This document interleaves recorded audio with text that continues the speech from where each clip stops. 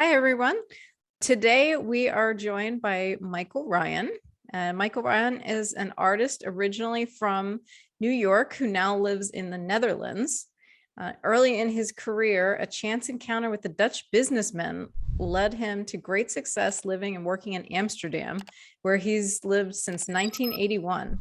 And within his first 3 years, he painted over 50 portraits in Holland, Belgium, England, and the United States.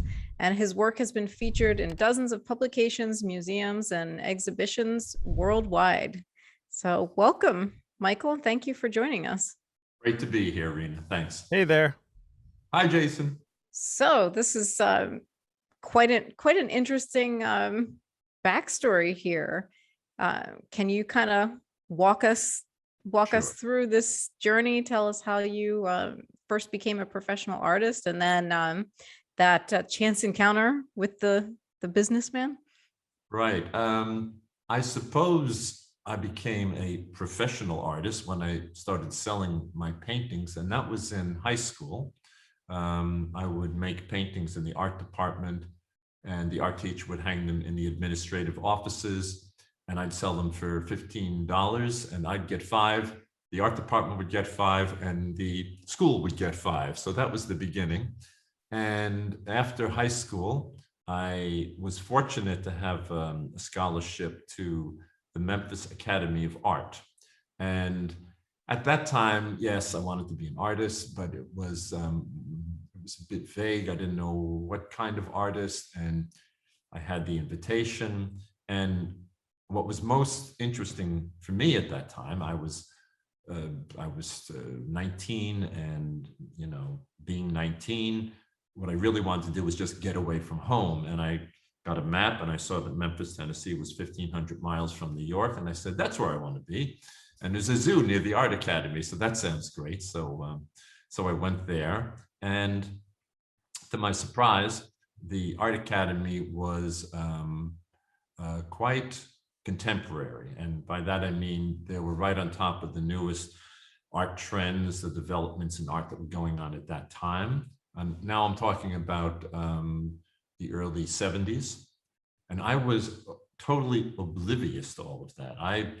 My inspiration was the Saturday Evening Post with Norman Rockwell covers that came into the mailbox. And so I was a very conservative, realistic artist. And I found it a bit strange there. And so after a year, I gave up the scholarship, and I started doing portraits on the street in Memphis.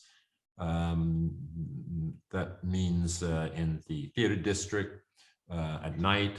And also at that time, I was, might sound strange, while I was still at the art academy, a woman phoned and asked if she could get portrait lessons from someone. And I was the only one in the school doing portraits. I was the school weirdo. I was doing conservative portraits, and everyone else was doing things that I simply didn't understand. And the woman, when I went to her house, I knocked on the door, and a man's voice said, "Come in." And I walked in, and he tried to shake my hand, and I reached my hand out, and out of the corner of my eye, I saw a 4-foot-tall chimpanzee running across the floor, put her hands around my neck, pulled herself up, and started sucking on my beard. And the woman was in the background screaming, "Don't shake his hand. It's a good thing you didn't shake his hand, because she would have attacked you." And she became my portrait student for a year. And at one time, she even brought the chimpanzee to the theater district to pose, to get a crowd around me. So that's kind of how it got started, really, in Memphis. Yeah. How does a person not know to warn a person in advance about a killer chimpanzee? Well, very, very early in the portrait lessons, I found out she was kind of wacko. Yeah. Wow. Yeah. Also, what was the deal with it shaking? Like, you couldn't shake the chimpanzee's The chimpanzee hand? didn't know who I was. Oh, and so you can't, in chimpanzee etiquette, I guess, you don't want to shake his hand. She would have perceived me as an unknown, a stranger attacking a member of her family. But she could jump on you. Oh, I get it now. He's not allowed to shake her hand, not the chimpanzee. Yeah, the husband's hand. Yeah. Oh, his hand. Okay, that's for Oh, the yeah. husband's I hand, was okay. I was exactly where Rena was. I'm like, Oh, okay. why would the chimpanzee want to shake your hand if he's just tricking? Is he just tricking you? Like, Yeah. they always fall for this. All right, I'm with you now. Okay. Okay. Yeah, Okay. it's kind of like a dog. Yeah, we had a dog, and Yeah. if somebody just walked up and gave me a hug or something, the dog would have ripped their leg off. Yeah, yeah. I know Right. what you mean now. Right. I get it now. I was like, wow. All right. I'm amazed about the chimpanzee. Where was this? It was in a German town just outside of Memphis, and she wanted portrait lessons. So I came. I don't quite remember. I think once a week And for a few hours. And I got very involved with the family also. And Oh, had dinner. okay. The chimpanzee had to use a knife and fork, and we'd watch television together, me and the chimpanzee, and it was interesting. Well, that's a TikTok video, but it's Yeah. too far back. But the thing was that the chimp was part of an experiment. I think it was called I can't remember the name. It was a project. I think it started at the University of Oklahoma, and these chimps were in different families, and they were being raised as humans in a family. And one of the important things they wanted to know was the chimp at a certain age, I think 5, would be artificially inseminated, and they wanted, among other things, after having lived with a human family for 5 years, how would the chimp react to its own child? Oh, that's interesting. Yeah. Wow. That's sorry. Yeah. You can't say chimpanzee here and not get a big list of questions. And you're saying, and this was in the 80s or the? This was like 71. Okay. 71. Yeah. That's the Yeah, year I feel was like born. now they would not allow people to do a study like that. Yeah, right. No, Yeah, but I saw they made a movie about it, but I can't remember the NIM project, I think it was called. NIM. Yep. And there was a show called BJ and the Bear at that time too. Okay, I missed that. Yeah. Truck driver that has a pet monkey. Oh, okay. Oh, okay. I mean, I was born in 71, but I remember seeing reruns. Oh, really, really interesting. So, okay, yeah, we got really stuck on this chimpanzee. Sorry. chimpanzee thing. So I was doing portraits in the nightclub at night, and then someone said, well, you're really good. Why don't you go to Southland Mall and Elvis Presley Boulevard? And I said, oh, okay. So I went there, and they didn't allow me to do it in the mall, but I went to a Sears Roebuck store there, and I met with the manager, and he said, sure, you can do it right at the beginning of the mall. That would be fun. Okay. So I set up my little store, I guess you'd call it, and it was right near the record department. And if I had no one sitting for me, I would grab some Barbra Streisand albums or Elvis albums or I don't know, whoever, and I would do these large composite things with faces. And I would sell them. And at one point in December, early December, I was doing one of Elvis, with the microphone and being very emotive. And while I was working on it, I heard a voice behind me say, wow, the king would love that. And I said, the king? He said, the king, Elvis. And I went, oh, yeah, I hope so. And he said, I'm Scotty Moore. I do backup guitar for Elvis and vocals. What would you ask for this? I need a Christmas present for Elvis. And I said, I thought, well, he works, my mind was working fast. I said, he works for Elvis, and okay, I'm gonna do it. $45. I thought. Wow. I mean, that was big money for me then. And he said, okay, and let me know when it's done. This is my card. And he said, do you put it in a small frame? And I said, sure, I can do that. So I was getting ready to go up to New York for Christmas, and I thought, oh yeah, I got to phone that guy. It's done. And he said, I'll be there in half an hour. Half an hour later, a red Maserati, a Ferrari, stopped in front of my car, in front of my apartment. And he got out and took it and said, thank you, and give me a call when you're back from New York. I said, okay. So I got back from New York a month later, gave him a call, and he said, come to Graceland. Elvis wants to thank you. And So that was my big Elvis moment. That was fun. Wow. What was it like going there? Well, of course, there's that big gate with a guitar player on it, and that opens, and you drive in, and I just sat in the living room on a couch with next to a Christmas tree, and in strode Elvis, and took, put out his hand. There was no one screaming, "Don't shake his hand." Yeah, I was just gonna say, no. Don't shake the king's hand. And he just said, "Thank you, Michael. Thank you very much. It's beautiful. It's beautiful." And that was it. Then and then he told you to leave. Like, so you just wanted. He didn't say leave, but I kind of sensed this was my moment to exit. Yeah. I don't want to waste this time too much. How long of a trip was it from there to there? I mean, I'd do it too. I'm just wondering. You mean to get there, to get to Graceland? From where I was living? Yeah. At that time, oh God, 15, 20 minutes. Oh, okay. Fine. Yeah.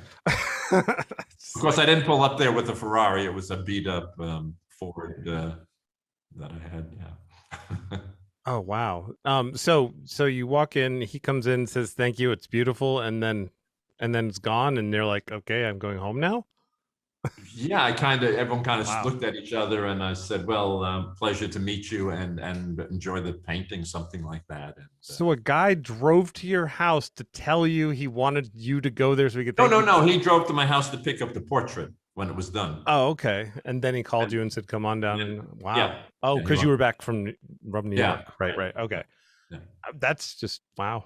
It's so I wouldn't leave. I'd just stay there. Wow. Yeah.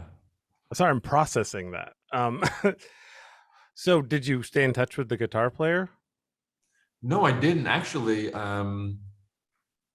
When about a few years later, I think it was 77, I was in New York with my girlfriend at that time, and we had an apartment in Greenwich Village, and suddenly listening to the radio, and suddenly an Elvis song came on, and I looked at her and I said, "He's dead.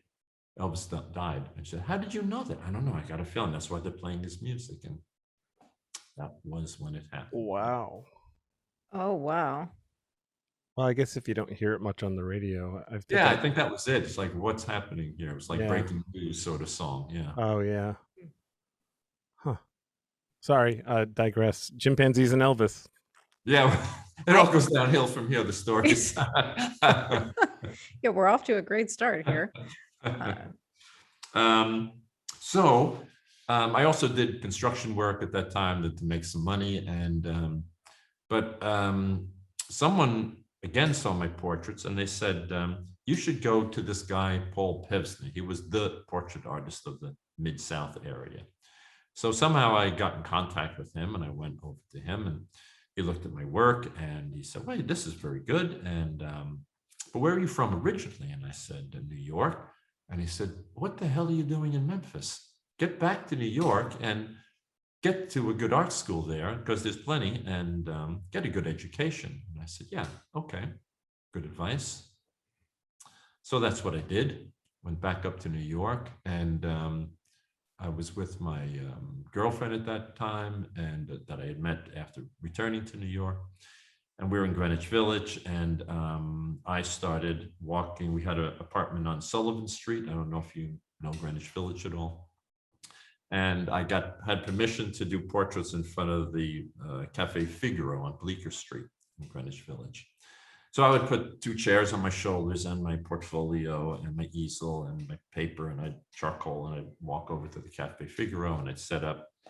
And one day I was there working, and there was a guy walking on the sidewalk doing caricatures. And he said, "Wow, like your portraits, who do you study with?" And I said, "Nobody." And then I said, "You?" And he said, "Well, I'm studying with so-and-so at the National Academy of Design." I said, "Oh, wow, okay." I said, "Who else teaches there?" And he mentioned a few names, and he said Harvey Dinnerstein, who was an artist I very much admired and had heard of. And I said, "You're serious?" He said, Yeah. "Do you have any paintings?" And I said, I have a few." And he said, "Well, you still have time. They have 2 full scholarships a year. Give it a shot." I said, "Okay." And I got one of the two scholarships, so I got into the National Academy of Design and studied with Harvey Dinnerstein. And then I went to another art school on the Art Students League. And so in total, I studied about 4 years in Manhattan. And that's where I got my real art training. Wow. So you would just go out on the street kind of like a musician and Yeah. Oh wow. And did you have to get a permit back then or No, I didn't. No. Wow. No. Wow, that's really neat. Yeah. Did you like put a hat out or anything, or is it just No, I would sit there and like a couple would come by and he'd say, "Honey, why don't you sit? He does great portraits." And I said, "Okay," and she'd sit and I'd do a portrait. How long would that take? I was curious. Like, could you do one of us right now? Like, oh, sure, right now. Don't move. I don't know, maybe half an hour, 20 minutes. Oh wow, that's pretty quick. Yeah, But that's so worth it. I was doing portraits of my family when I was, I don't know, from the age of 5, 6, 7, something like that. I was drawing at a very early age, so that was something I always did. I was good at it. So while I was at the second art school, the Art Students League, I stopped working on the streets because the first instructor, Harvey Dinnerstein at the National Academy, said, "You got to stop doing that. It's you're learning bad habits. You're trying to do things quickly. You're doing things, just doing surface things, and stop that and focus on your study." I said, "Okay." So I decided I have to get a real job because I had no money to pay the rent. I had the scholarship, but I had to pay the rent and food. So someone said, "Be a waiter. You just do your work, you make your money, and it doesn't interfere with your study at all." So I got a job waiting at tables at a French restaurant, 52nd and Madison, and that is where I met the Dutch businessman, who was a guest at the hotel that was connected to the restaurant. What's that? The Dutch businessman, like the Dutch businessman was, and Rena said in the intro that was sort of the start of the really the start of my professional career. And I've told the story so many times, and it's very inspiring for people, so I never get tired of it. So he was there with a friend, and we started ordering, and I brought his food, and he said, "Well, what do you do?" And I said, "Well, I'm your waiter." And he said, "Of course, but what else do you do?" I said, "Well, I study art at the Art Students League in New York." Oh, well, what do you paint? And I said, "Mostly portraits, still lives." "Oh, okay. And then I'd clear the table, bring another course. And when I brought him the check, he handed me a business card and said to me, "Would you like to come to the Netherlands and paint my son's portraits?" It's quite an offer. Quite an offer. And I was in shock. And I said, "Well, sure, but you've never seen my work." And he said, "Yeah, I have a feeling about you, and take photos and send them to me. I'm very, very curious." I said, "Okay." So luckily at that time, I was, among other things, I was copying a Rembrandt at the Metropolitan Museum of Art. So that came in handy for a Dutch businessman. So I sent that along and other photos. And in July of 1981, my partner and I, we flew to the Netherlands, and things got started there. I did his son's portraits, his wife's portrait. We borrowed, they demanded we take their second car to travel around Europe. I had, for 2 months, I had every painting in every church and every museum noted. And we came back with the car, said thank you, and thinking we were going to go back to our restaurant jobs. But I had about 15 portrait commissions waiting for me in the time that I had been traveling. And he said, "Maybe a career is starting here." And so we left the apartment in Greenwich Village. We moved to the Netherlands, and with 3 friends, I had 4 sponsors, 3 friends of his, the businessman, and they promoted me in the Netherlands. Wow. Wow. Out of Amazing. nowhere. Out of nowhere. That That's is really cool. such a fascinating story. Just Yeah.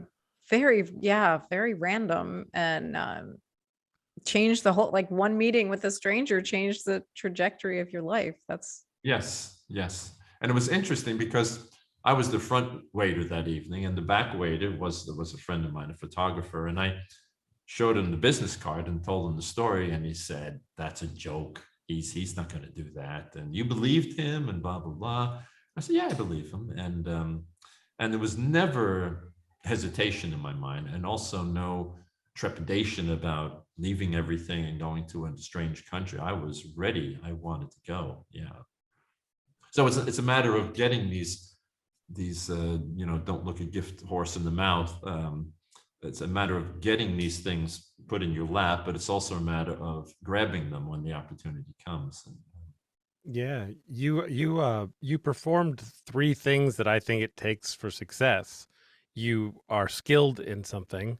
You're not afraid to take an opportunity when it comes, even, because what will it hurt, and the luck factor. Those are like, I Yeah, always thought of those three as being what you need to do. right, Your right, photographer friend, he might have the first two, but then he would have been like, that guy's not real. And then right, right. Ripped up the card and yeah, yeah. Oh, yeah, that's great. yeah. Wow. So that was totally unexpected. Yeah. yeah. Wow, that's incredible. Jeez, I really should move to New York, or some big city, Yeah, but those things those weird, crazy things can happen there. Yeah. Yeah, that doesn't happen here. But I feel like I'm in LA, right? So I Oh, feel okay. like Jayson nailed that formula for, I'm sure that sort of thing happens here, but then there's so many people that, there are also a lot of scammers. So you do have to have a good intuition, or, be able to read people, I think. So you must have had some kind of feeling and trusted your intuition that this guy Yeah, was okay. yeah. But also, I think at that time, we're talking now, that was 1980, and that was before the internet, and also scamming and that sort of thing is so prevalent, and everyone experiences it now. But it wasn't so then, at least to me, it wasn't. Yeah, Yeah, I just guess they probably had to put in a lot more work then to scam you right, than they do now. So right. But also, I'm eating in an expensive French restaurant. I'm going to see how much I can, get out of this poor waiter who's serving my table. There's not much profit there for him. Yeah, he's a scam artist. Yeah. Oh wow. that is a good point. Yeah. But I've had it also with we had a few years ago, I do home exchange. We had a home exchange in New York, and we flew over. We got in a cab. I gave him the address. I think it was something like 175 West 57th Street, and he said it should be here. We were next to a car lot, and I went, "Oh my God, we got screwed. This is a scam. This is a scam. This person doesn't exist who's doing the home exchange." And my partner Lily said, "But did he give you a phone number?" And I said, "Wait a minute. Yeah. He gave me a phone number." So I phoned him up. Luckily, the man who I thought it would be answered, and I said, "We're here." He said, "Where?" I said, 175 West 57th Street. He said, "Oh, that's my wife. She's dyslexic. It's 57th Street, not 175. I said, "Oh God, okay." Oh, okay. Yeah, that's something I would do. Totally. But that's a scary experience, especially when you're trying to stay somewhere and you're there, and nothing is there. Yeah. Good thing it worked out. Yeah. So you used to do, so am I correct in saying that you used to do more realistic, and then you moved to something else, or do you do a smattering of different kinds of paintings? Yeah, I was very realistic in the beginning, and Yeah, how do I explain that? As I said in the beginning, I love to make art, but my appreciation of and the scope of what I knew about art history in the art world was pretty narrow. In art school, that broadened for me, and I began to discover other artists.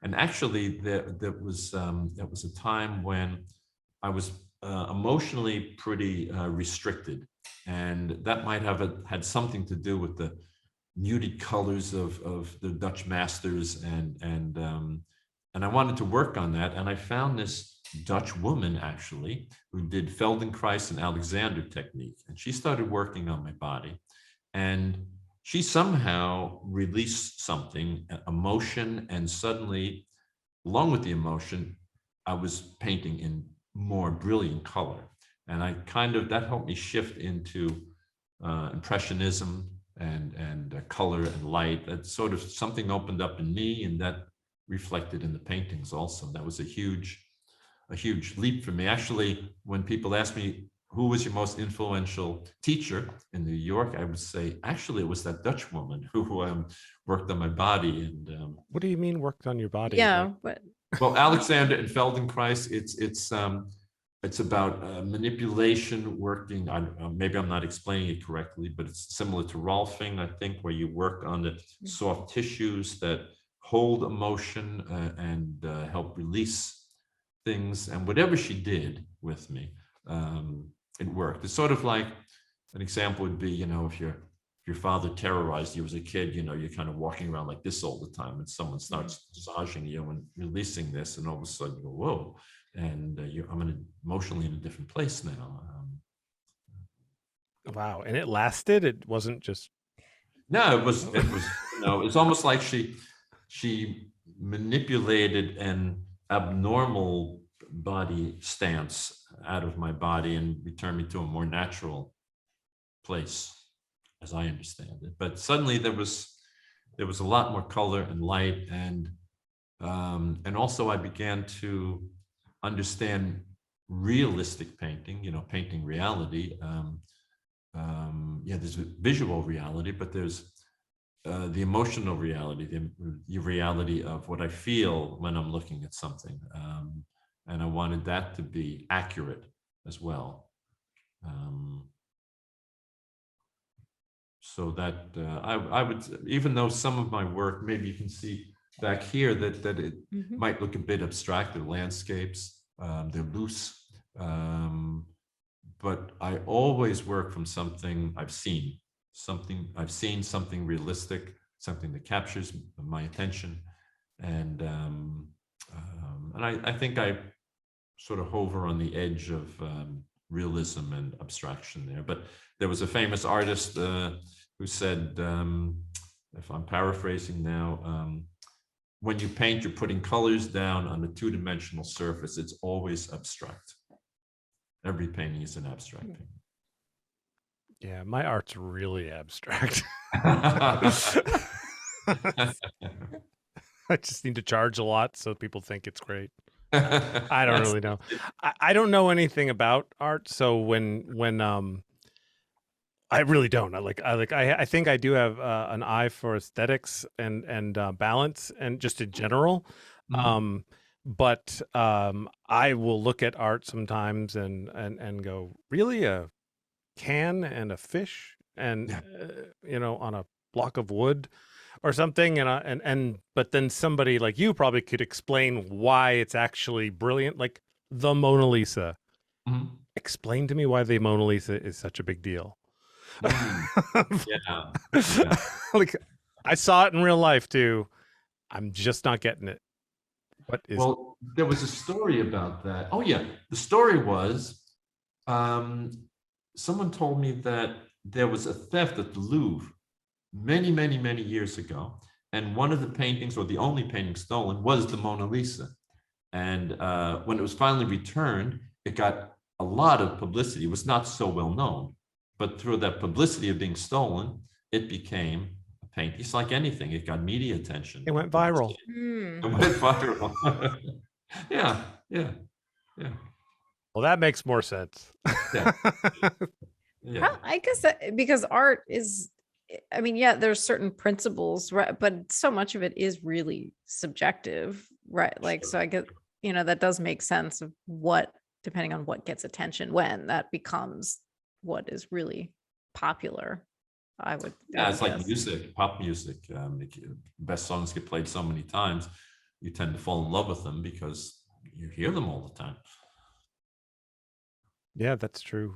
Repetition. It's kind of like advertising.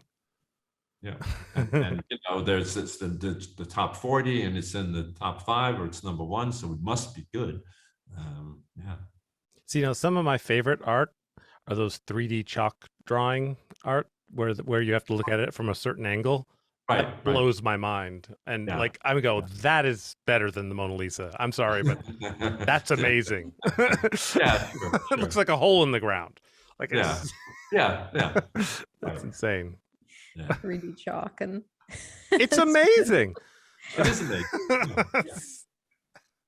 You've never seen that, Rena? Do you know what I'm talking about? I will send you links. Send me links. I mean, will. It's insane. maybe is it like outside? It's like Yeah, outside chalk? you make them really long so Mm. that like a help sign. Who puts help on a street? Like a stop sign on a street. The S is really long, the T is really long, the O is really long, so that when you're looking at it from an angle, it looks right. They do that with an entire picture, so it looks like a 3D something on the road, like or on the sidewalk. It looks perfect. It's amazing.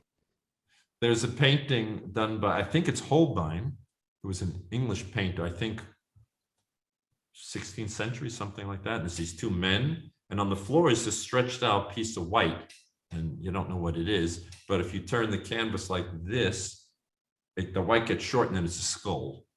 Oh, yeah, exactly. Oh. That's So that was cool. long ago. That was long ago. He was playing those. That is tricks. super Yeah. cool. I love that. Like it's kind of like forced perspective in movies. Mhm. It's all about the angle and the Mhm. Yeah. pretty cool. I like that stuff. I'm really into realistic stuff too myself. I like when something looks like a photograph that's so Right, good. right. Like, yeah. Yeah. I'll let you get back on track, Rena. I'm sorry. No, we're okay. All This right. is- I go off and she he gets he goes off, and then I have the Sorry. question sheet, and then I see if we need to. Okay. But Okay. if it's interesting enough, then we'll just keep going on that track. But I'm kind of interested in your connection with color and emotion. You're right. Like, so can you talk a little bit more about that and what you felt like that released, and do certain colors represent certain emotions for you?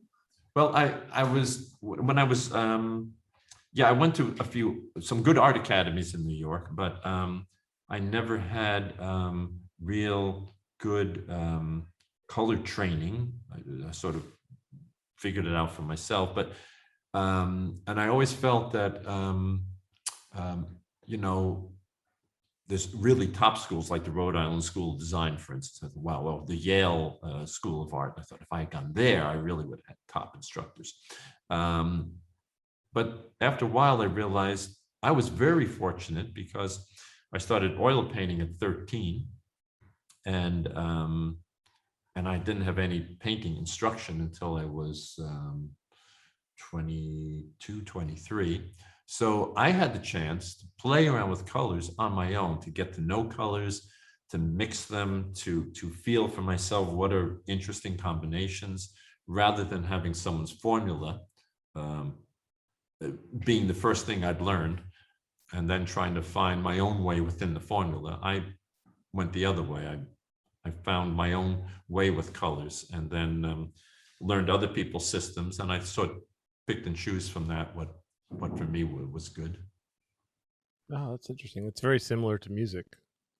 Like some people are, trained from early age, and then there are people like myself. I played guitar because I wanted to sing, So I just started playing by looking in books and learning songs, and that's how I learned the chords. And then I made my own stuff up pretty much. And then I went to a guitar teacher when I was like 15, and he told my mother that I shouldn't be playing the guitar, which he was right. I'm not that good, but but yeah, I definitely have a different style than a lot of other strummers. It's very similar to that art. Yeah, but it's I think it's more, it's much more, I find it more interesting that the guitar was something you had a passion for, and you looked around and tried to find a way to figure it out for yourself, rather than just going to music school and saying, okay, tell me what to do. Yeah, it's pretty much everything I do. Thank God for YouTube. That's all I got to say now. But yeah, color. There's also another artist. I'm just naming people. There's a guy named Serge Polyakov. He's a Russian artist, and he was very abstract.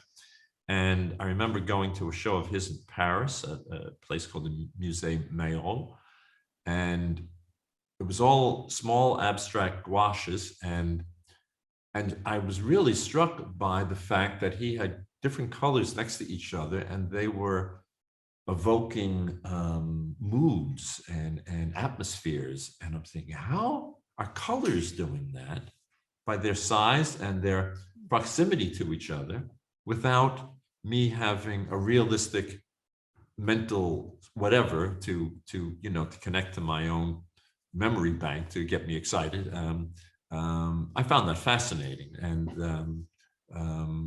that the color can be used in that way.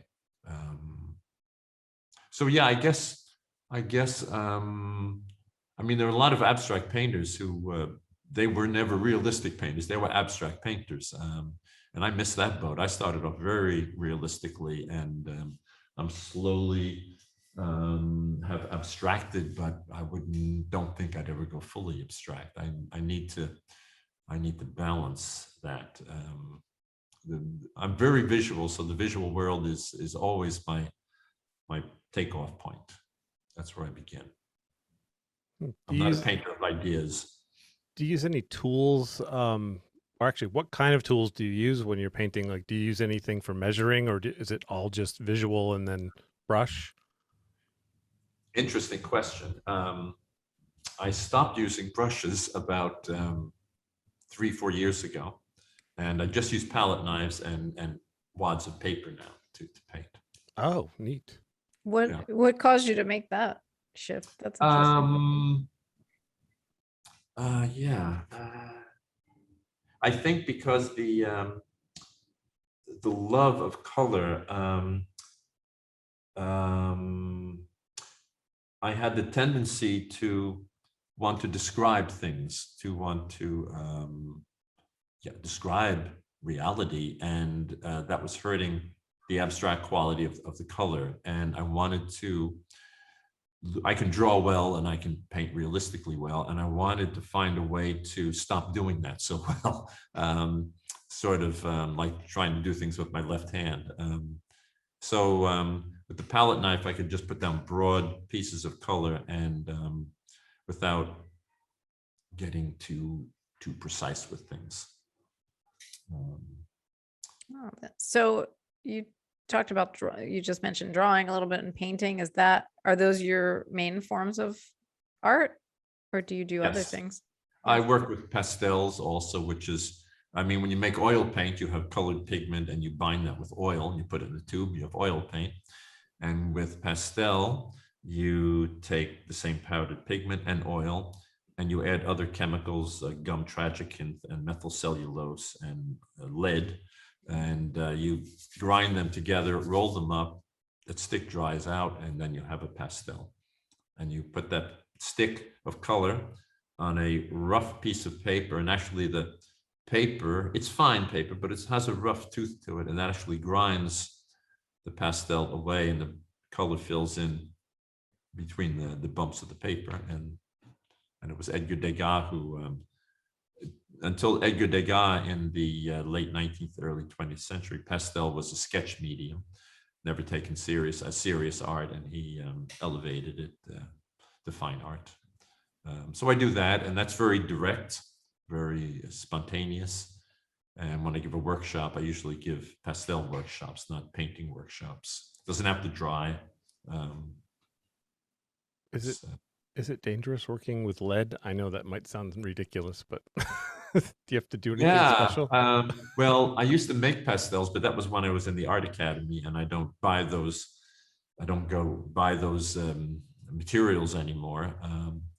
I don't use turpentine. I have a good ventilation system here because I have a live-in studio, so I don't have anything. I don't use anything that could be detrimental to my lungs and my health. I considered when I came here 11 years ago to shift to acrylics and just use water instead of oil, and having to use with oil paints, you need to use thinners and things like that to clean brushes and stuff like that. And that also might be a reason I stopped with the brushes, was I just didn't want to have turpentine in the house to clean them. And yeah. Wow, jeez. I heard lead and it freaked me out a little bit. But yeah. Well, in the last 20, 30 years, they've been given that a lot of attention, the art manufacturers, art supply manufacturers. Yeah, I bet. Yeah, I didn't think about the turpentine, that being in your home too. I mean, I remember that stuff from like shop class and, like being in middle school and spilling it and like, oh, it's stuff really smells. Yeah. I never had a problem with it. There were other students at the art academy who would get headaches and get dizzy from it. Yeah, that separates the the professionals from the weak. It's the turpentine. You can't handle turpentine. What are you doing? Yeah. Oh, wow. Yeah. So out of all of the pieces that you have created throughout your time, do you have like favorite works of art or pieces that meant a lot to you or memorable for a certain reason? Yeah. I have a very large painting hanging in the Concertgebouw. That's a very large concert hall, world famous concert hall for classical music in Amsterdam. And that's hanging there, the whole orchestra, and it's red and vibrant, and I like going to classical concerts, and that place feels like a home to me there. So the fact that the paintings hanging there is a very intimate thing for me. I feel very connected to the building now, which is nice. How do you go about planning what's going to go there? Like, I'm assuming they asked you to do it and then you made something? No. Actually, when I was at the concert, I would often, depended where I was sitting. If I was sitting behind the orchestra, I would put a little pen flashlight in my mouth and hold my sketchbook up, and I do little sketches,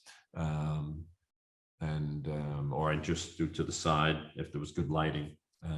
Sketches. I was always drawing, making notes, and I did a lot of paintings of the Concertgebouw, and I decided to do a real big one day, and my gallery director saw it and said, "Wow, that's great, and let's take it to the European Fine Arts Fair." And there, the ING Bank collection bought it, and so it was in their collection, and someone who was on the how do you say that in English, the board of directors saw that painting, and he said this should be hanging in the Concertgebouw, and that's how it got there. So it went on loan to the Concertgebouw. Oh, okay. Oh, wow. Do you have any other places where you've been told, I'd like you to paint something for this place? Well, there was one when I was 95, 90 to 95. I was living in a church in upstate New York near Woodstock, and I got a commission from the ING Bank. There's a insurance company they're building their new headquarters, and they want 2 big paintings, and you can choose the subject. And so I chose another iconic building in Amsterdam. It's called the American Hotel, Café Américain, and it's beautiful. Jugendstil, Art Deco chandeliers, and it's beautiful there. And I've also done many pastels and paintings there, inspired from there. So I decided I'm going to do one of the Café restaurant at the day and one at night. And so I was working hard on them for, I don't know, 6 weeks or so, 2 months. And the curator of the ING collection phones me and says, how are the paintings going, Michael? And I said, oh, good, they're coming along. Okay, how far are you? I'm maybe halfway or so. And she said, oh, I said, why? The insurance company is bankrupt. And the office building isn't going to happen. But just keep painting. I'll think of something. So anyway, eventually they went into the the ING bank collection. Anyway. Oh wow. Jeez. So that worked out. But yeah, when I get commissions like that, I tend to freeze up, and that was also a problem at a certain point with the portraits. I can do portraits well. I did a lot of them, and at a certain point, I thought, geez, a canvas this size, mostly looking this way, looking this way, looking that way, and oh boy, I want to do more painting. I don't want to get stuck being a portrait artist, I began then doing more and more of my own paintings, and when I had a new portrait commission, I tended to I'd paint the portrait in a way that reflected where I was now, which was important to me because before that, very quickly you get into a situation where people really love how you make portraits, how you did that last portrait, and they want a sort of a guarantee, and I understand that. So I felt, I immediately feel with a portrait commission, I want to do the best painting I can. I want to see if I can capture the essence of someone and get it down on the canvas. And at the same time, I'm very aware of wanting to please them, wanting them to be happy with the portrait. And with any commission, that locks me up a bit. I suddenly become aware of what the commission giver would like. So that can freeze me up. Yeah. Or make it difficult at any rate. Yeah, I can imagine. Yeah. Mm-hmm.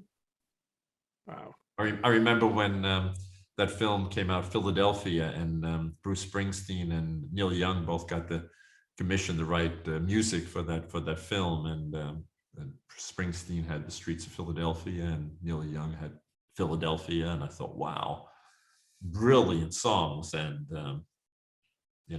from a commission, well done. Oh wow! So they were commissioned to make those songs for the make those songs for the film. Oh wow! Yeah, that would be hard. Like I always that way with movies when music is made specifically for the movie. I'm like, how do you you could accidentally be very corny, Yeah. Like too obvious. Like Ghostbusters. Sure. Which I love anyway. Yeah. It was a great movie. Yeah. Oh wow. So what does a typical workday look like for you in the studio? Yeah, these days it's evolved over time and shifted around. But for the last years, it's about I get up. That's important to me. I go to sleep when I'm tired, and I wake up when I'm rested. And I think that's one of the best things about being an artist is, besides being your own boss, you don't use alarm clocks. You're allowed to sleep as much as your body needs. Yes, and I think that is a basic human right. You should have air to breathe. You should have food to eat, and you should have the sleep you need. So I get up. I sleep 7 hours, and I get up usually around 7, and I do. I go right from the mattress to the yoga mat and do anywhere from half hour to an hour, hour and a half of yoga. Then I shower, have some breakfast, and I do a long walking meditation, at least 45 minutes through the city with different routes. And of course, you're going to ask, what is a walking meditation? And that is something I've learned on Zen Buddhist retreats with Thich Nhat Hanh, a Zen Buddhist monk who died this year, actually. And he has a center in France, and I've also been to a center in Vermont, actually, I think it was there's a Woodstock, Vermont as well. I think it was there. And he teaches mindfulness. And so when you do a walking meditation, you are synchronizing your steps with your breathing. And not that you know, maybe a normal inhalation when you're walking, a moderate pace can be 2 steps, or if you're a bit of a hurry, it can be 3 steps. But it's just a matter of being aware that you're breathing while you're walking. And if you're aware that you're breathing, you're not busy with your thoughts, and you're aware with your senses. And that's what that is. So I try to get my senses tuned in, and when I return to the studio, I'm ready. And but also what's important to me is I go to sleep, I wake up, I don't look at the news, I don't look at the newspaper, I don't look at my telephone, and I do those things that I do, and I go into my studio and I do my work. And at lunchtime, that's the first time I'll do an Instagram post, look at the news, and so it's important for me to stay with myself first, and then I'll let the world come in later. Yeah. That is probably what we should all be doing. I did a lot of writing and in the mental health space and everything. I'm like, seem like you're mastering all of these habits that we're all told to do, which is great. That you're able to do all that. I'm sure it makes a big difference.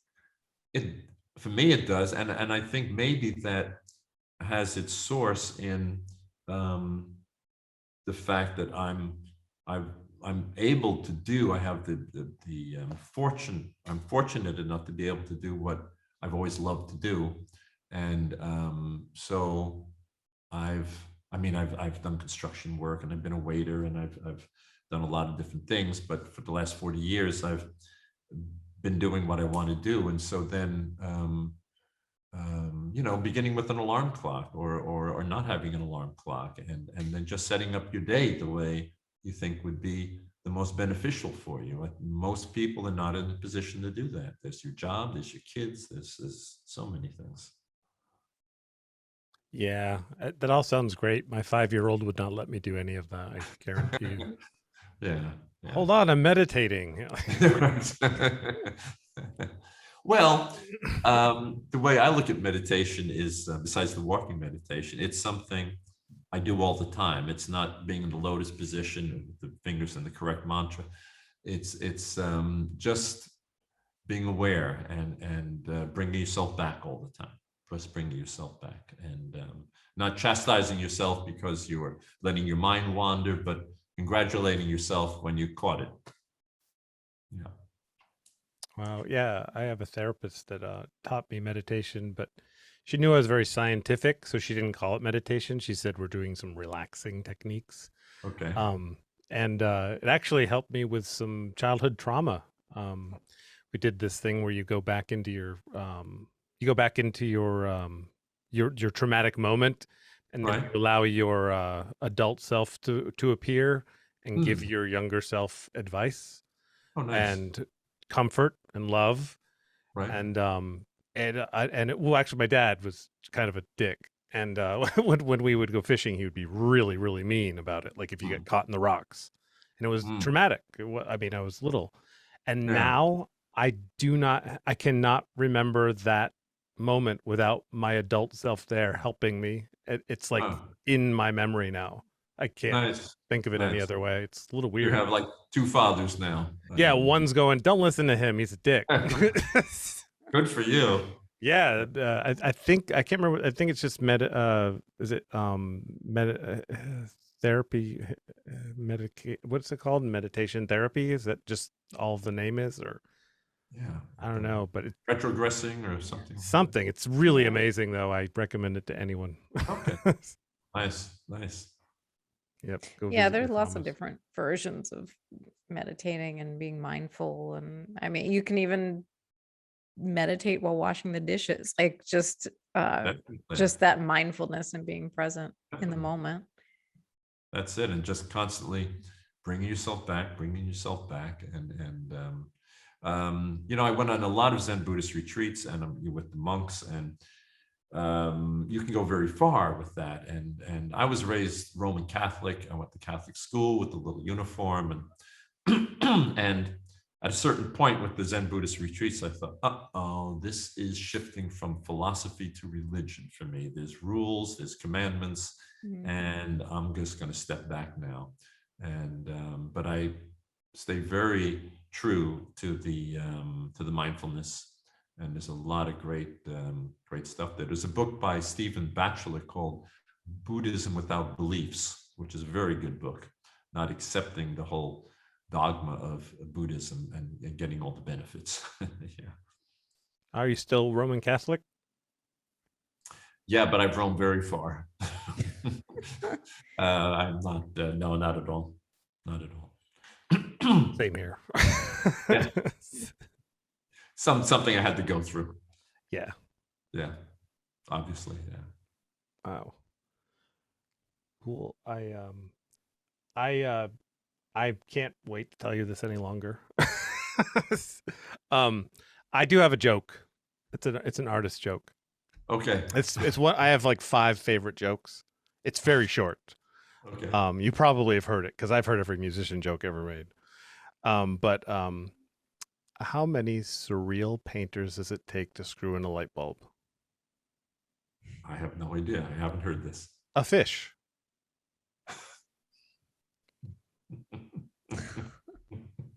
Yeah. It's a joke grenade. All my jokes are joke grenades. You gotta wait. Sorry, I've never heard that term. Yeah, all my jokes are like that. You don't get it right away, and then it's like, oh, I'm not sure if I like it. Sorry, I just had to. If I would have forgotten it if I wouldn't have just said it. Thanks for the joke. I'll use it. Don't mind. Please do. Definitely. You said someone inspired you earlier. Do you have any artists from like way back that inspired you by chance? Because you were talking about somebody I think that you knew, or at least. Well, yeah, I started with Norman Rockwell from the Saturday Evening Post covers. That was my first contact. And you talked about a dick of a father. I did not have a dick of a father, but he was difficult at times. And he could be a bit violent. And I quickly found out that when he noticed how well I could draw, I was getting pats on the shoulder and like, wow, well done. I thought, I like that a lot better. And I think that might have been an unconscious impulse to keep, I can control my environment here a bit with this art, maybe unconsciously. And but at the same time, I realized I did have talent, so that the circumstances triggered something latent, and I just have stayed with it. That's kind of similar to what I've heard comedians. So, like a lot of comedians, because they had some kind of issue or the parent, like, and they would make the parent laugh, and they would go, instead of maybe the parent had depression issues or whatever, and they go, oh, I like that better than the regular day-to-day, so let me keep making them laugh. And then they're years later at the Comedy Store. So it's kind of interesting how those raw innate talents are there, and then how they develop in us based on environment. What triggers it? But also I had a cousin who was an artist, and that was the only touchstone I had in the family, and we had reproductions on the wall of bad paintings, and other than that, there were no art books in the house, and I didn't go to a museum until I was 18, an art museum. So do you find I've noticed that a lot of artists and musicians and different people that do different kind of creative work, a lot of them become so passionate about it that they actually find that certain kinds of art of whatever their field is make them like annoyed or angry or upset because like you think about it. I always ask this question because I'm that way and I'm trying to stop. Like with music, there's some music I'm just like, oh my god, I cannot believe this is even on the radio, or I can't believe people listen to it. Like, is there a kind of art? I know it's probably hard to say this because you're probably like, well, I don't want people to think I'm a jerk or whatever, but I just wonder, do you have any kind of thing that just bugs you? Like, why is that popular? How do people do that? Why are people liking it? What bugs me is not so much the art, the fact that people have given a certain artist or certain kind of art attention, and I'm thinking, why are people applauding this? What is wrong with them? Like, why are they doing that? Yeah, that's mostly what it is. Why is this art getting so much attention? And it's not the artist just paints. The people who are giving all the attention, and same thing in music, of course. Why is this person considered so good? Right. Yeah, so if someone takes a bucket of paint and splashes it on a canvas with a jet engine behind them, you're like, that's good. Oh man, that has changed so much over the years. There's a famous story. There was after World War II in Europe, there was a group of artists who reacted to all the devastation and violence, and they called themselves the Cobra group. And that was the first letters of Copenhagen, Brussels, and Amsterdam, Cobra. And they were violently abstract painters, most of them. And there was one guy, Karl Appel, he was from Amsterdam, and he just threw the paint, and they were vague images, but very distorted and almost cartoon-like, but also mostly vibrant, intense color. And there was a story, I don't know if it's true, and there was a man walked into a gallery of a room in a museum, and there was a man staring at a big Karl Appel painting. And the man came in and stood next to him and looked at the painting and snorted and said, "My kid could do that." And the man who had already been standing in front of the painting looked at him. He said, "But your kid didn't do it. I did it." It was Karl Appel who was standing there. And nice. He was, it's easy to say when someone else has had the balls the nerve to just say, "I don't know if anyone's going to like this, but here it goes." That's a good point. I like that. I like that. I remember once going to the Whitney Biennial in New York. That's a show at the Whitney Museum in New York. I think it's every year for 2 years of the best contemporary art. And I went there with an artist who was well known at the time, who was in the collection. And he said, "I'm going this way and you go that way, and we'll meet and we'll talk." And I said, "Okay." So it was my first time there, and my views on art were still pretty narrow then. And I was looking around and going, I don't understand any of this. But there were like a couple of things made me smile, made me laugh. And so we met again at the end, and he said, "Well, what was your impression?" I said, "I saw 2 things I kind of liked." "So good for you. That's a lot." And I said, "Oh, okay. So you saw 2 things. Great." I said, "Oh, okay. I thought I was supposed to understand and like the whole thing. Okay, that's nice you said that." Okay. Oh, wow. I may have taken you, or maybe taken you off track, or you may have said a name I don't recognize. But do you have a painter from? Yeah, sure. Rembrandt.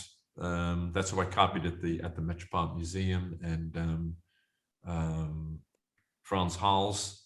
Those were artists living right about at the same time. Rembrandt in Amsterdam, Frans Hals in Haarlem. Frans Hals was older, and they never met each other. I mean, I can drive there now in 15 minutes, but they never met each other. They were in 2 separate cities. Oh, wow. And they were both 17th century painters, and Frans Hals mostly portraits, Rembrandt portraits, but also biblical paintings and landscapes. But those are the first painters that really fell in love with. Yeah.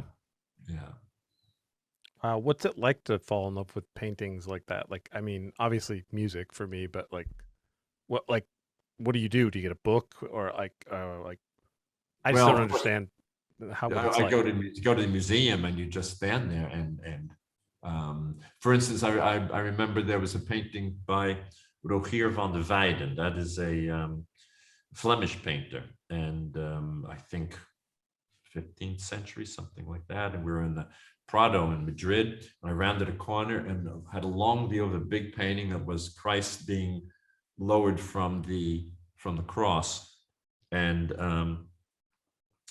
he's coming from the cross like this, and below him, his mother Mary has just fainted, and she's in the same position as her son. Of course, I recognized all this afterward. When I first saw it, I was nailed to the floor, and tears started welling up in my eyes. I had no idea why. I just kept looking. I looked for like half an hour, and then suddenly things started registering. I saw the mirroring of her son. I saw that all the people around were helping her, helping the body of Jesus. And I realized that Jesus had just died, and his mother was unconscious. She had fainted. So they were in this sort of place together, almost like in fainting, she was with her son for a little while, and then out of reality. And all these things started registering for me, looking at this painting.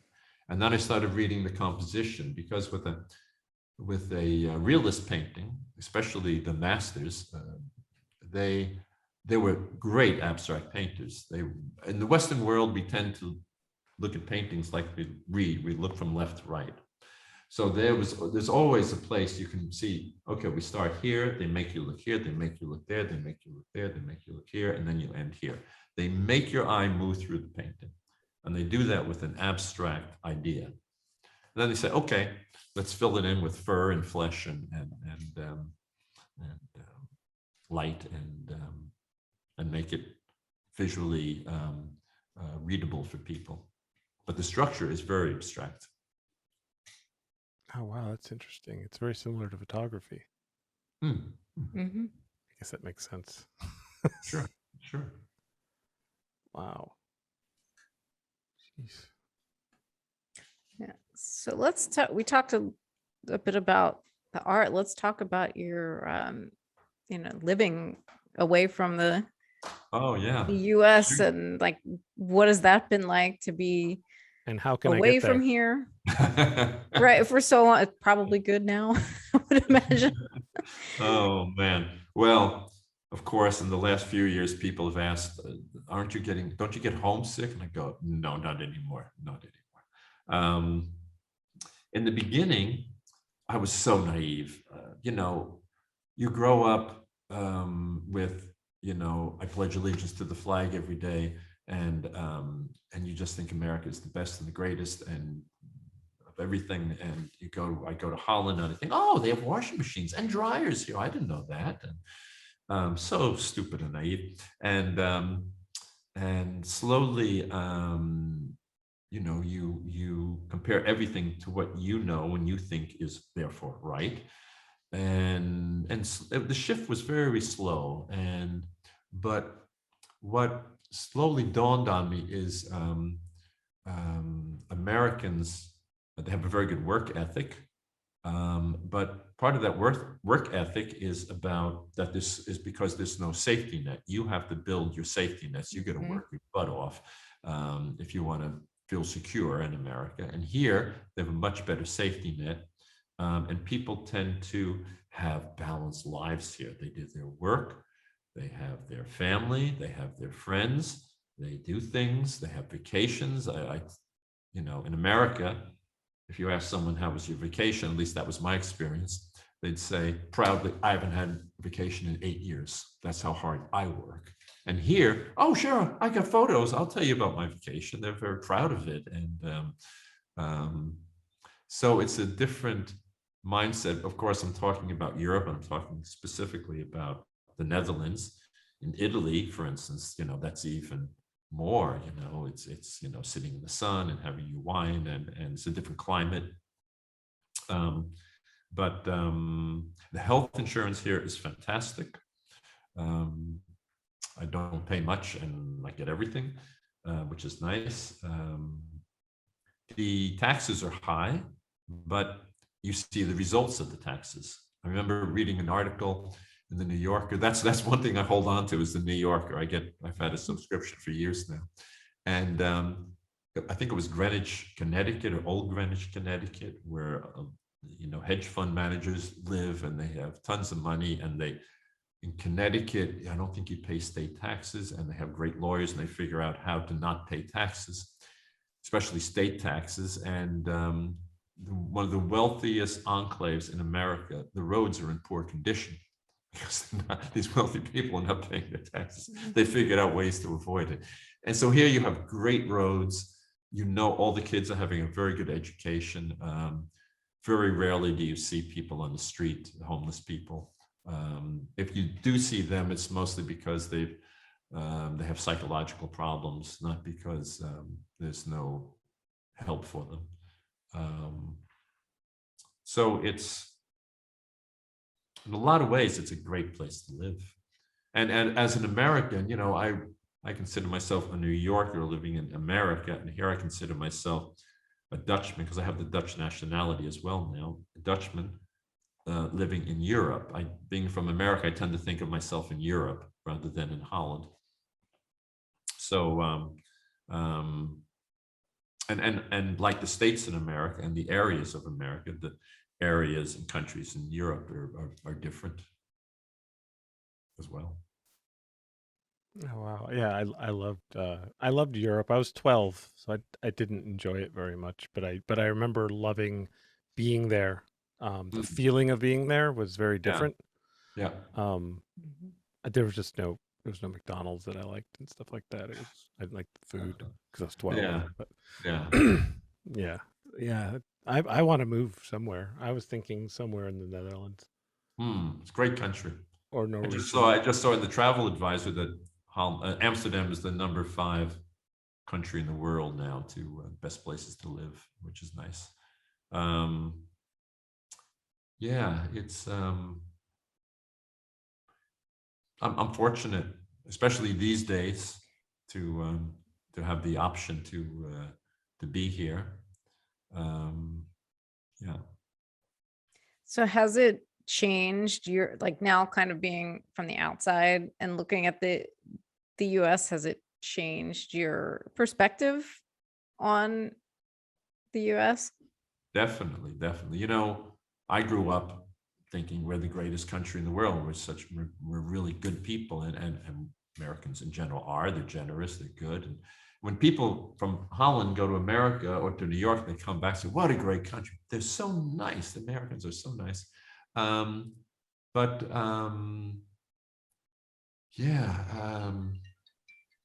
You very slowly, for instance, Holland is a country that's small. The country in size fits 4 times into the state of New York. That's the size of the Netherlands.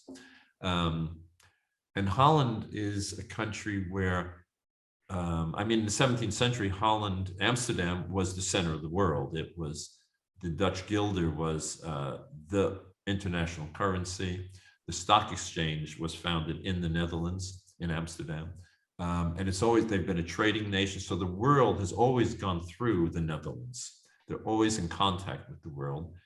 And in America, I realized they're pretty isolated, especially in the middle of the country. It's an isolated country. What's going on in America? And something happens somewhere else, but that's not interesting. So that's a big difference. When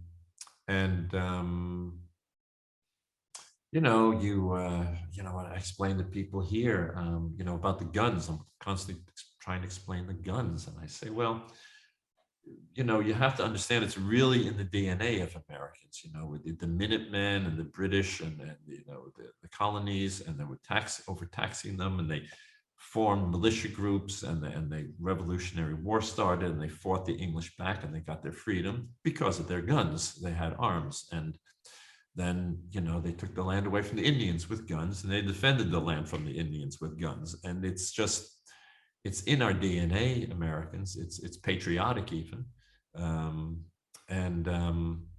Here they just quite don't understand it.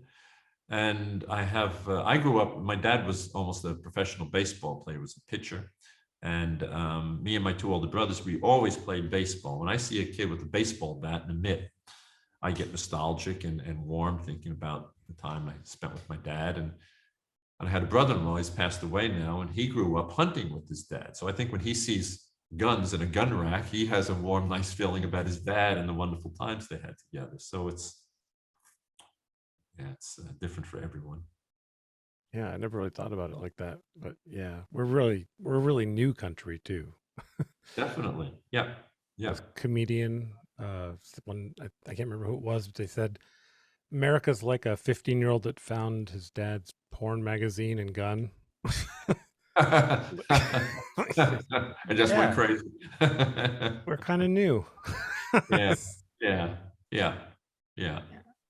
I mean, I think a lot of the people in the middle of the country and people clinging to guns, right? Like we've lost everything, like the ability, economic mobility, and so people have lost so much, and this like last thing that they're clinging to of like, this is my freedom, is that gun, like that, and what they're taught that represents. And yeah, I think you're right, people have nostalgia from, maybe hunting or shoot, like especially where gun culture is really steeped in parts of the country. It's like people grow up like, my first gun, and I mean, I wouldn't know anything about what that is like, sure. but yeah, like it's certainly really steeped into the culture. And now, losing like it's losing the ability to provide for a family, or feeling like they're in so much chaos, that last thing to cling to is that gun, but to our detriment And here. all the wars America has fought, and the traumatized soldiers that have come back, and they've all been trained to use guns. And yeah, it's just it permeates the culture. The thing about guns that I find interesting is that I don't have a gun, and I have no interest in having a gun, but I also live in Vermont. I mean, I don't hunt, I don't do anything like that, but and I don't feel like I'm in constant danger of being invaded or anything. So I just don't want one. But what I do not like about guns is how final they are. I really don't like the idea that they could accidentally go off. And then, of course, they would say to me, well, it's because you're not trained with them. You're not comfortable with them. Like, yeah, but do I need to be comfortable with them? I don't really know why I would need to be comfortable with them. But that being said, I do have a 9mm Beretta blank gun that I used for filming some movies that I've made. And I love that gun. It doesn't shoot bullets, but it's so fun to hold. And it's the same one that Mel Gibson used in Lethal Weapon 1. And it just, I love the feeling. I love it. It just feels so fun to hold. But I wouldn't like it if it actually fired bullets at all. Okay. I would be then like, oh, now it's like I could do something horrible with this by accident, or someone else could have it. Yeah. And because I wasn't brought up with guns, and Right. but you're right. I mean, I know with the intoxication of holding one that, I mean, it looks exactly like a Beretta. It's amazing looking. And I'm talking like this, but I still think there should be gun control. And I actually have to make a choice not to buy a gun, because I know, even though I would like it, I know that they're dangerous in so many ways. It's like a thought process I have to go through. Yeah. Weird. Yeah. So I try to explain that here, and it's I mean, they've had devastating wars here in World War I, World War II, and what happened to the Jews in Amsterdam, and yeah. So what is it like talking to people there about, especially watching what's unfolded in the trajectory in recent years in the US? What are people's sort of perspectives on that as observers? I keep wanting to speak Dutch. This is great. I'm having an English conversation for more than an hour now. This is nice. They get upset and nervous about the constant shifting in America. That America doesn't seem to stay on a certain course. There's a new president. It's like, oh God, now what's going to happen? That's unsettling.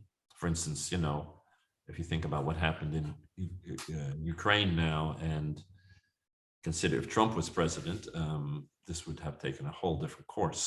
And so that sort of thing. I think in Holland now there are hundreds of political parties, but basically there's like 22 political parties.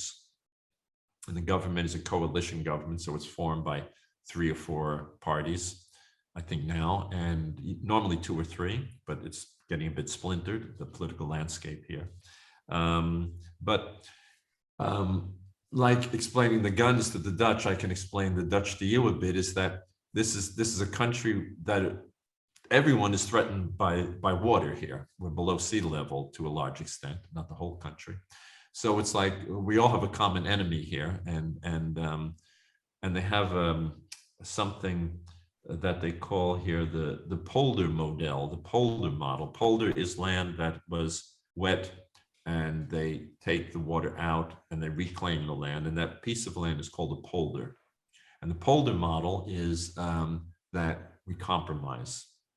We talk, we hash things out, and we come up with compromises. And that's called the polder model here. And I'm thinking, my goodness, if even a bit of that existed in America between the political parties. Yeah. Yeah. It sounds too much like reason. Yeah. Yeah. I mean, it works a lot of the times, but I mean, we have a far right party here as well, and a very religious party here as well, but they've got like 2% of the vote. It's a pretty, but another thing is, I have friends, I know people, I have no idea what their political, how they vote. It's not on the bumpers of their cars. It's not on their baseball hats. It's not on their t-shirts. I don't know. Yeah. Wow. So if you were to compare someone here, like say Bernie Sanders, who's considered far left, yeah, how would you compare that to someone that's far right in your country? Because I've heard that his far left, when you go to Europe, it's like it's not that left. Yeah. Well, we do have a far right party, and they're pretty popular, and that's mostly we don't want more immigrants in the Netherlands. We don't want, especially Moroccans and Turks from Turkey. That's a long story how that all started here, but to a large extent, that's because Holland is a very wealthy country. It's a small country, and it's a very highly densely populated country. So they want to make sure there's housing enough for the Dutch. There's enough for the Dutch. That's that mentality a bit. And far left, yeah, I don't think, no, it's not that far left. I mean, oh, really? I say that in the sense that, that, let me give you an example. In '84, I did a large family portrait. It took me the whole summer. It's a very wealthy family. And I was in the car driving with the father, and I said to him, Jan, you make a lot of money. And how much do you pay? If you don't mind me asking, what do you pay in taxes? He said about 72% of my income. I said, wow, doesn't that bother you? And he said, no, not at all. I drive around the country. I see the roads are in great condition. I see no one is homeless. Things are taken care of. All the kids in Holland get a good education. No, I'm proud of it. I said, wow, okay, that's interesting. Yeah, that's like the United States in the 50s, right? Wasn't it like 90% taxes for the rich or something like that? Or, I mean, wasn't that much, really? I remember hearing that, but I don't know if it was 90, but it was really, a lot higher. It was 99. Yeah, so the left mentality, I mean, I think what Dutch considered kind of normal and cooperative and people taking care of each other, Americans would consider that pretty far left. Socialism, Yeah. That American individualism, and I think you're seeing it now even more. There's just complete loss of community and connection, and that's what's driving a lot of our issues. Whereas it seems like other countries have that sense of for the good of the many, and that sense of taking care of one's community and seeing the value and investing in somebody outside of yourself and all of those things. Yeah, I can understand it as well. I mean, every country is different. Their history, like I said, the Dutch, common enemy, the sea. We got to band together here. That's sort of in their DNA a bit. And in America, it's like wide open spaces. Go there. You're a free person. Make the most of it. The sky's the limit.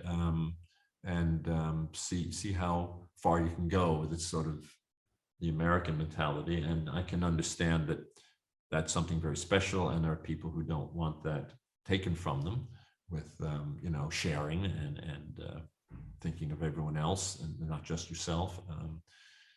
It's everyone has their own, every country has their own makeup and history. Is the government known for any corruption or a lot of corruption at all, like your government? If there is corruption, no, not at all. If there is corruption, it comes to the surface. And for instance, recently we had a thing where the government decided, a more right-wing government decided, we have to really crack down on these people who are taking advantage of social benefits. And they decided to do a crackdown. But what they did was they were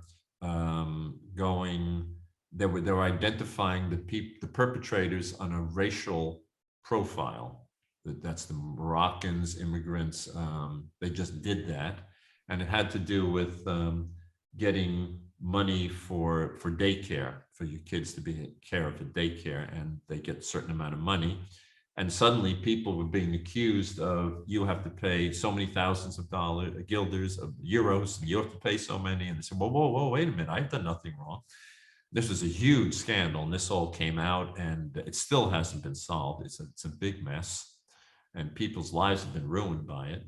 But that sort of thing, it can happen, and maybe it isn't solved right away, but someone shines a light on it pretty quickly. That's my impression. Oh, I'm tolerated. so curious about that. So it's so would you say that your government is to you guys to the right now, or the yeah right? It's more it's sort of a liberal government, meaning not too many restrictions, let people do their thing, let them make their money, let them not too many rules and regulations. I'm so confused. It is to the right, but it's liberal? Well, there's a different idea of liberal. Wow. Liberal here is let people I guess it would be the Republicans, let the less government, less restrictions, let people Sounds like liberate. Libertarian? Maybe? Yeah. Oh, wow. So really the absence of corruption might make Republicans look better. Kind of, you know? I mean, it's not like there's no corruption, but I mean, it's not Italy or something like that. It's so much I don't know. Yeah. I see that we have like 5 minutes, and Alex, in case you wanted me to talk about the croissant. Oh Yes. yes, Yeah. that's right. In January, my partner Lily, we have a living together apart relationship. She's for 17 years. She's in another town about half an hour from here, outside Amsterdam. And I'm with her in the weekend, especially during Corona. She didn't come to Amsterdam because there was nothing to do.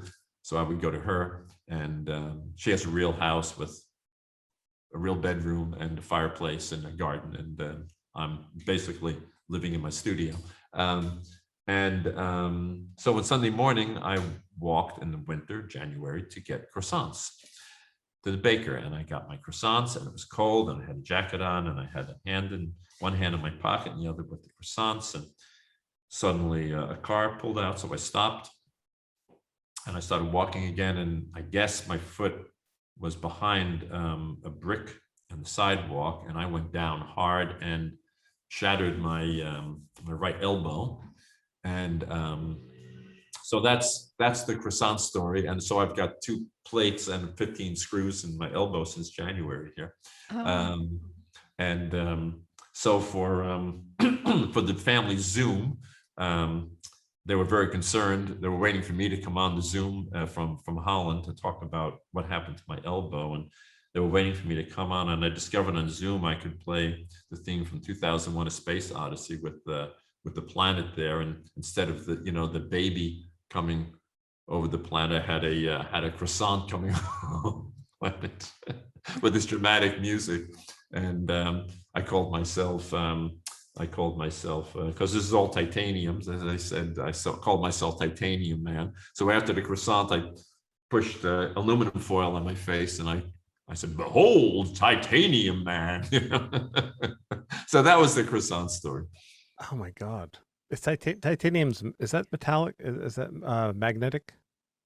No, I don't think so. Actually, it has a very low magnetic field, because in March we were at the airport in That's Zurich. what I was going to ask. And I started walking through the metal detectors, and it went off. And I said, "See, there you go." And the woman said, your shoes had hiking boots on. Take them off because the metal." I said, Oh, yeah. Took them off. Walked through a second time, and it didn't go off. Oh. And it was explained to me that titanium emits a very low magnetic field, and that's what sets off the sensors. That's what I was going to ask about the airports. Yeah. Yeah. Oh, wow. That's interesting. Is there anything like anything you want to promote? Where can people find your work? Do you want them to follow you on socials? Yeah, I'm on Instagram, Michael Ryan Artist. Have my own page on Facebook, Michael Ryan Artist, I believe, Michael Ryan Artwork. And I have a show opening Sunday in The Hague, in Holland. So if you all want to fly over, that'd be great. Meet you there. I would love to do that. I know. So, all right. And we'll put, when the video is up, everybody will be watching, we'll put those links to your socials and everything. They'll be in the description. Oh yeah, definitely. Okay, Yeah. nice. Yeah, this is really, really fun. I'd like to do it again sometime because I still have 1,000 questions. I always do, though. It's great hanging out with you guys. Shame we didn't have a real drink, real happy hour. Oh, yeah. That's a good point. Yeah, I'm still drinking my coffee and Okay. over here. Yeah. Oh yeah, it's early lemon for soda. Awesome. Well, yeah, we're in hugely different time zones here. Yeah, yes, definitely. Yeah. Well, I'm glad we could make this work, and thank you so much for being with us. Sure. Yeah. And good luck with the human happy hour. I hope it really thank you takes off for you guys. Cool. That was great. I had a lot of fun. I had so many questions I didn't even know I had about art. Okay. I saw the word leave here, so this is like Elvis. It's like time for me to go. Okay. Michael has left the Zoom room. Take care. Cool. Thanks you too. a lot. Thank you again. Okay. Bye.